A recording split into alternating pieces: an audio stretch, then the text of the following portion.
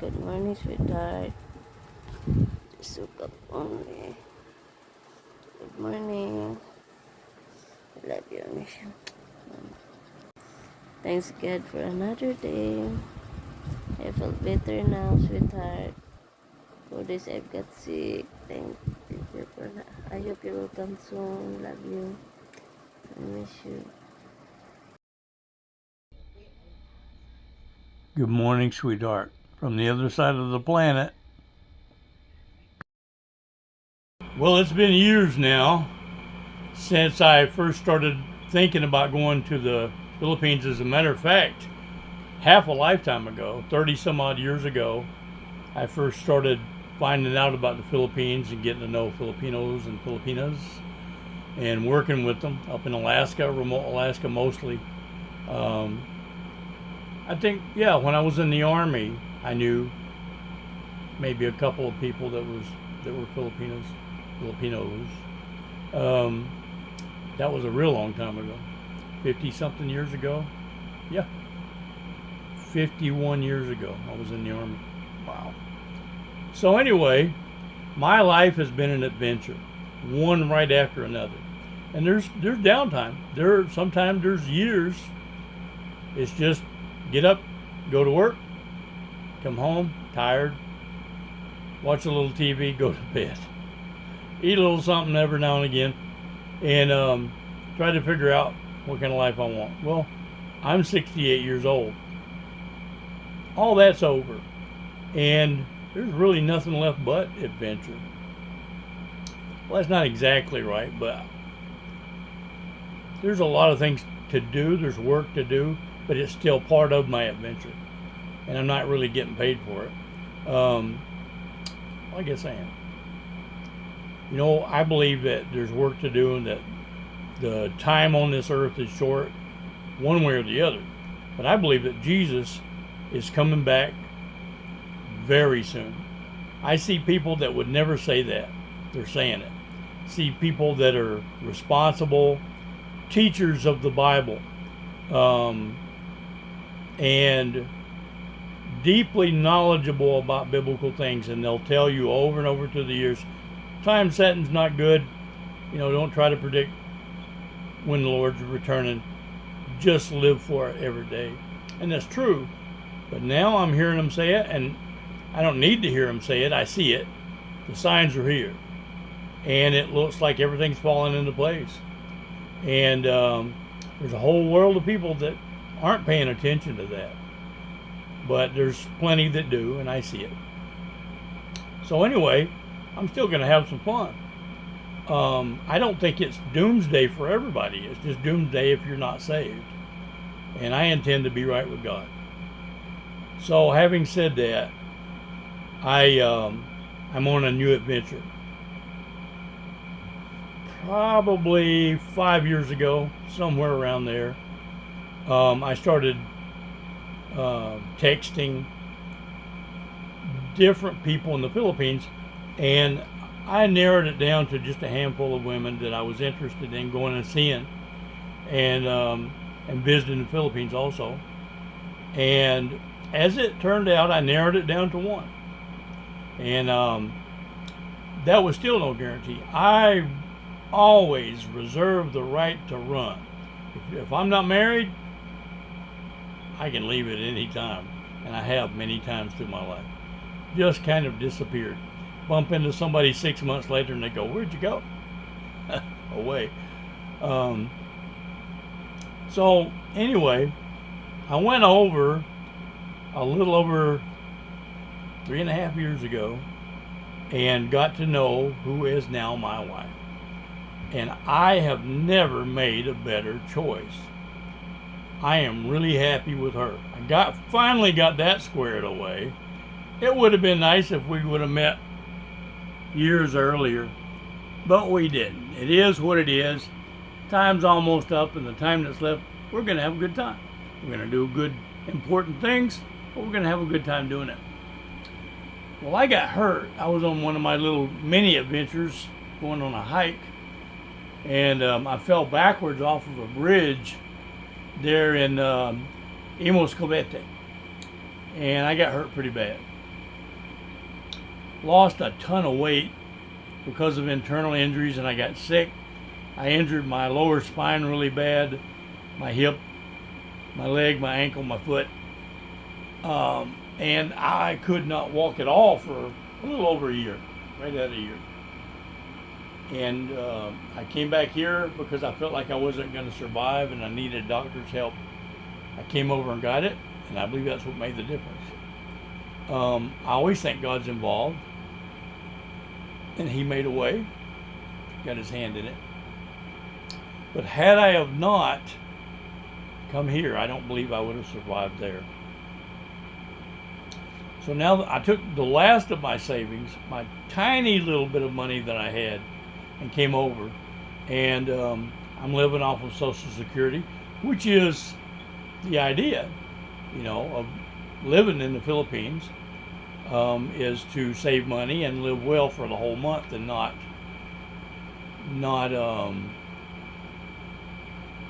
to be able to make it. And you can't live on $1,500 a month here in the United States. I can't do it. I went over there. Of course, I still had the option of going to a job and moneying up. And when I work, I make lots of money. I would save a minimum of $1,500 a week. Save that much. So my take home was $2,000 or more a week. Doesn't take long at all, and you've got enough to last you a year or two over in the Philippines. So that's what I did, and we got married. I came back. I worked one more time, and got hurt. Well, I spent a year there. Then I got hurt. I was a year in the bed being taken care of by my beautiful, loving wife. And so I came back here for medical attention. I've been here since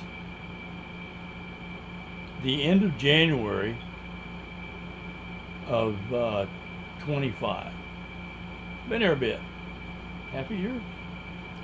And so it looks like I'm going to wind up being stateside at least another close to half a year. I'm still recuperating. As a matter of fact, I'm just getting started, really. And I can hobble around, and it's just all part of the adventure. I'm not letting it get me down, but is it difficult? Adventures often are. You never know how they're going to work out, but it's my intention to get up and to regain my strength and my ability to get around, go take another welding job, remote area, make lots of money, short period of time, and go back home to my wife. And then probably going to move up towards the mountains, reach some high ground. A lot of earthquake activity going on. Just about everybody's aware of it. And we live too close to the ocean and too close to a high-risk earthquake area. I want to move us up towards the mountains.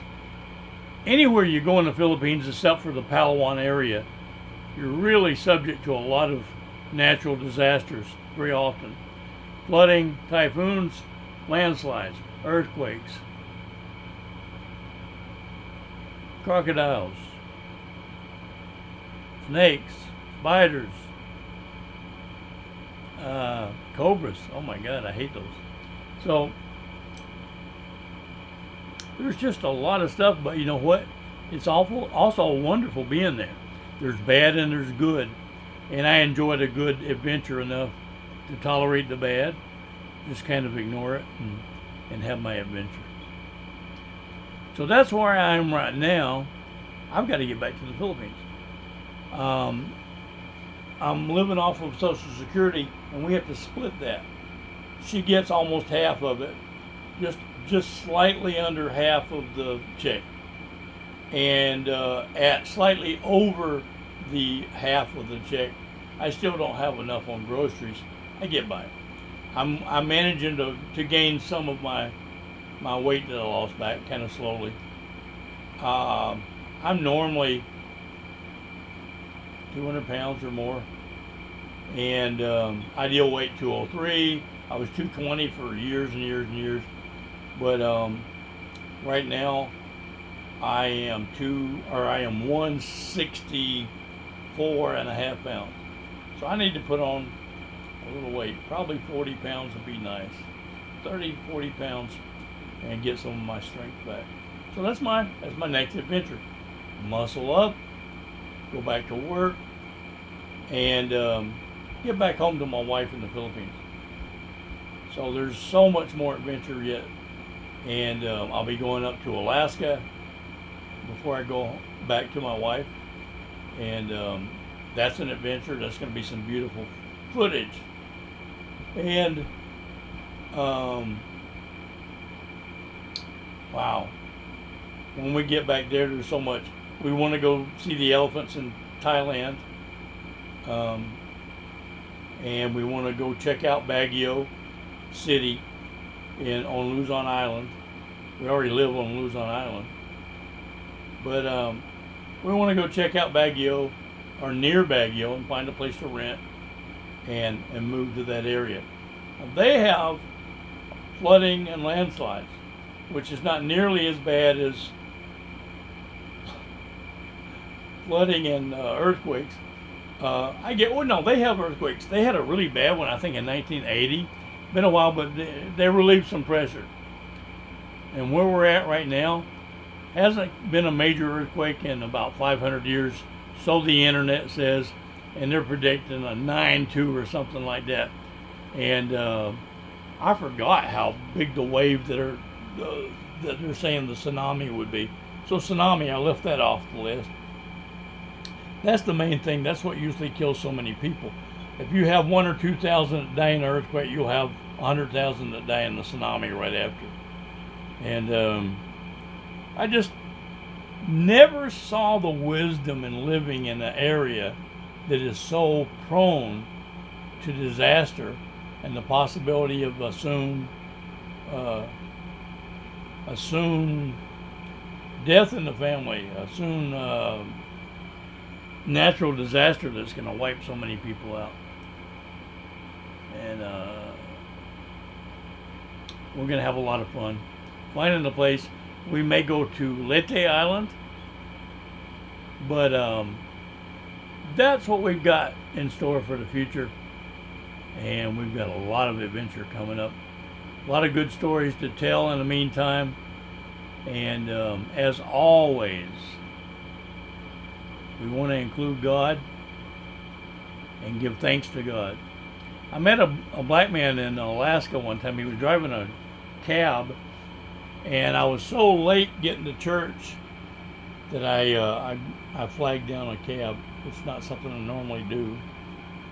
And that man was enormous. He must have been 6'8", 6'9", and barely fit in a full-size car, his cab. Very nice fellow. And he spoke with a bit of a mix of a British accent and something else. He was from Africa.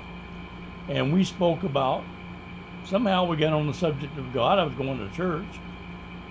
And he said, I think everyone must give thanks to the God. And the way he said it, it just stuck in my mind. The God. Give thanks to the God. He's right. We should. God is awesome. God can speak and create everything that exists. And so I can't do it. So he's way more awesome than I ever dreamed of being. It is appropriate to kneel. It's appropriate to bow our heads and give thanks to God. He's very loving and caring. And we're going through a controversy right now. And that's when we're having all this trouble on this planet. Unfortunately, we got on the wrong planet, but it is what it is. And so my message is salvation. Seek salvation. And that's what I have to do in the time that is left. Me and my wife. And we join together and do that. She's very active in the church. I will be again. I haven't gone. I don't know. I'm just not quite healthy enough to sit through the service. But by the time I get home, I'll be ready to get back into church and go and invite people tell them about salvation. So anyway, that's it for now. And this is where I'm at. I'm going to give you a quick tour. I'm living in the end of this trailer. I rent a room. And I can actually walk now. It wasn't 2 months ago I couldn't take one step. And I can hobble pretty good. For a little while I get tired very quickly. But I think I'm going to do a pretty close to full recovery eventually. It's slow, but it's happening. So anyway, I'm renting this room, and it's not the greatest place in the world, but I don't care really. And so I just kind of moved everything around, place to read my Bible, and I got a little refrigerator, place to keep my stuff. I got my own TV, and I've got air conditioner and a really super comfortable bed. That's really all I need right now. A couple of weights to lift and get my strength back. So this is my time of recuperation, part of the adventure. And I think I'm going to go to the store, and maybe I'll take you with me. Sweetheart, let's drink coffee. Love you. Let's drink coffee now. I'll make my coffee. Love you, Mama. Let's eat breakfast, sweetheart.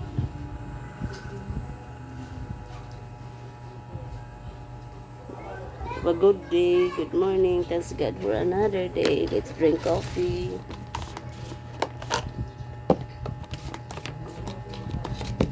May coffee pa.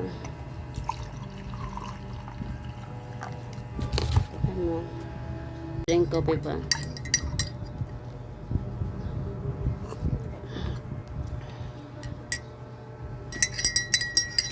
It's good to drink.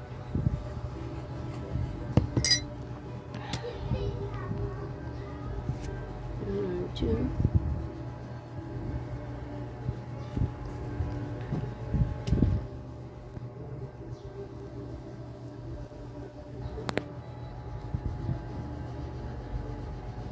Thanks God for another day.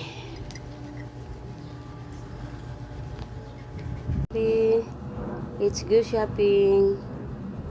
Love you. Okay, sweetheart, let's go shopping. Okay, so off to Walmart. Walmart's one of the things you really miss when you're in the Philippines. And a few other things that I won't mention. Might hurt some feelings. But here in Texas, you have wide open spaces. And where I was in the Philippines, where my wife lives now, is elbow to elbow people. And I understand from the internet, I don't always believe everything, but I kind of have to take their word for it. They said it's one of the most densely populated, if not the most densely populated areas in the world. So, give it time for that air conditioner to kick in. So, in the Philippines, around Manila, for a long way around Manila, it is elbow to elbow people where there are people. And they will live anywhere and everywhere. It's been an interesting experience. I didn't have to do it, but I wanted to experience that. And I have for a few years, and now I'm ready to move on. I'd like to get out towards the province, the country, away from the city where it's less populated, and I've got some options. The apartment that we live in, we've got neighbors that like to sing karaoke really loud and really badly. Some of them, actually a couple of them are good. And some of them just like to get drunk, and I don't like having that right next to me like that. You know, it's fine if they want to go do it, it's their business. But they get loud and talk loud and drink, and you don't know if it's going to get out of hand, and it's like next door, or just right down the way. A lot of coming and going. So anyway, I want some elbow room. I want a yard, a house, a yard, upstairs, a downstairs, place to put my stuff more. Park my scooter and lock it up where I don't have to worry about somebody taking it or messing with it, going and just sitting on it and crawling all over. You wouldn't believe. So, yeah, we're going to try to find a place out in the country within an hour's drive of Baguio is perfectly fine.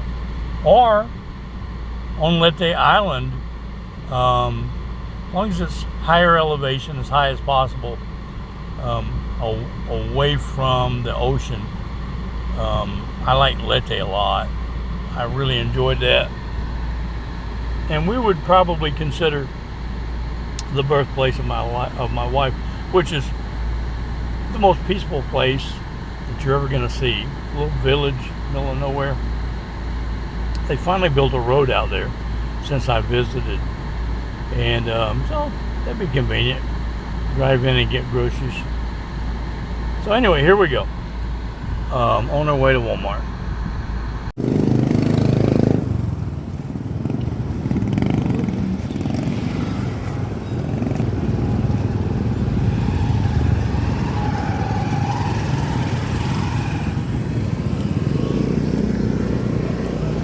Matawid na ito. Matawid na. Ito sa Star Drug. Matawid. Bibili ng gamot. Lotus.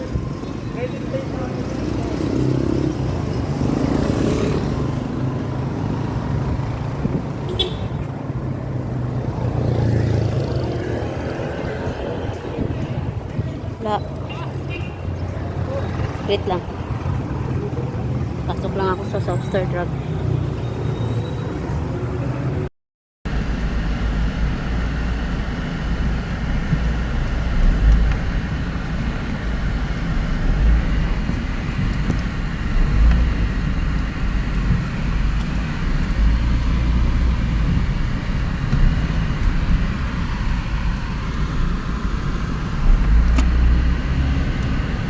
Something nice about Portland, Texas, very clean. You see a little litter that'll blow out somewhere, but really, everything's pretty far out and very clean.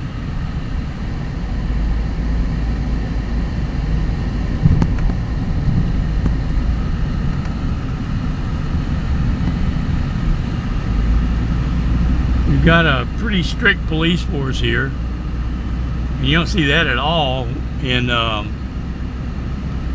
Imus Cavite in the Philippines, where I was at.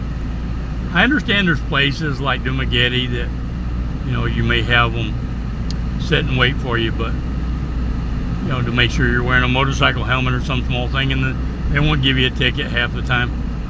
But yeah, they're pretty strict, and that's fine. I like not being bothered and doing as I please for the most part. But then again, I'm not a criminal. And so, you just don't really have the need for it over there. And the police and the guards and so forth that are everywhere over there, they don't bother you. When you're in shopping, every store seems to have their own security guard. So, it's a little different here.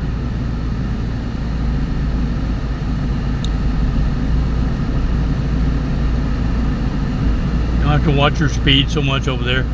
There's never a need to anyway. Never need to get. I bet I've never ridden anything more than 50 miles an hour in the Philippines. There's no need for it, the way the roads are. Even out in the country, I'm not in a hurry. So the price of gases went down, $3.22. Not too bad. Well, boy, I never thought I'd say that. It is bad. Should be half that, but still, it's better than it was. And speaking of the police, I'm going to put the phone down for a minute.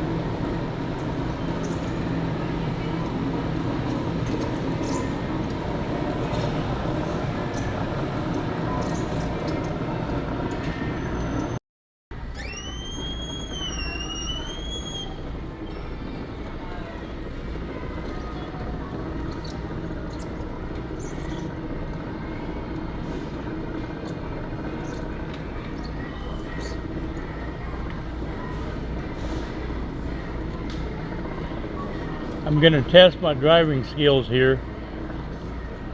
Wow, I made it. Oh.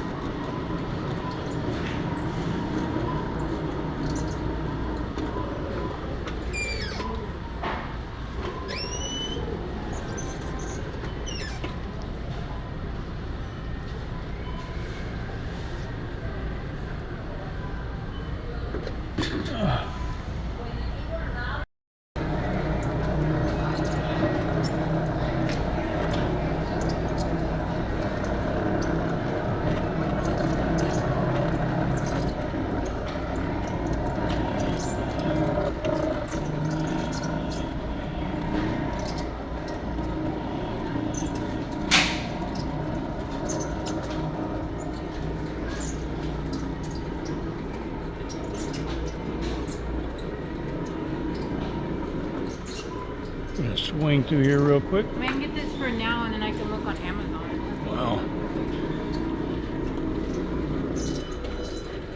All over the world tonight.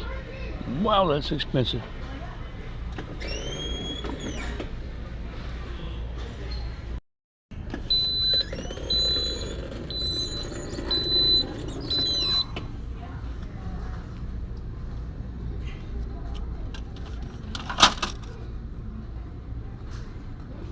I think that's the one. I'm gonna get it. God, that's expensive.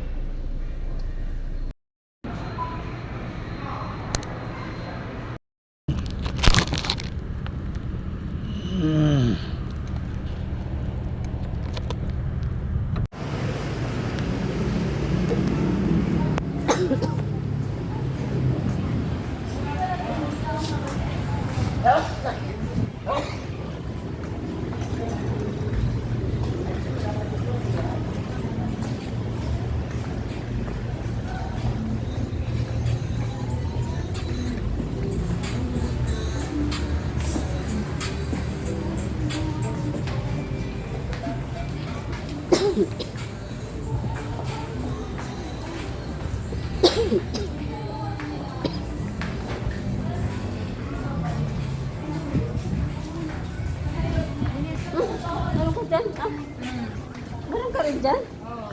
Wah. Wala ka na kang intimate. Ang kulit anak ko eh.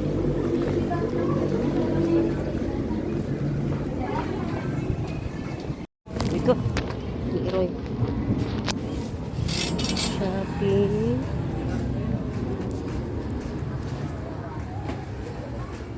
Shopping center pa. Sayo ng kahan nun eh.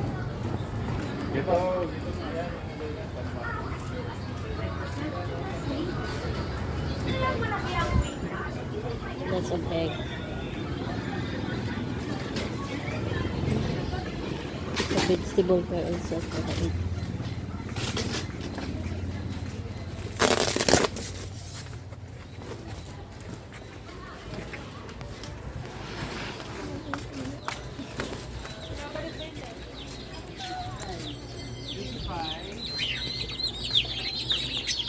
$75 yung black.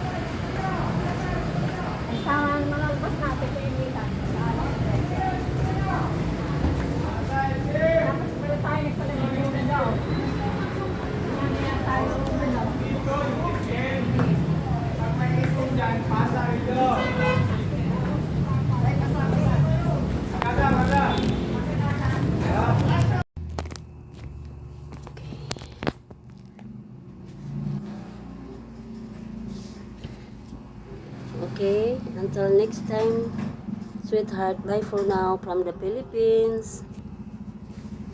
Love you. And bye from now from Portland, Texas.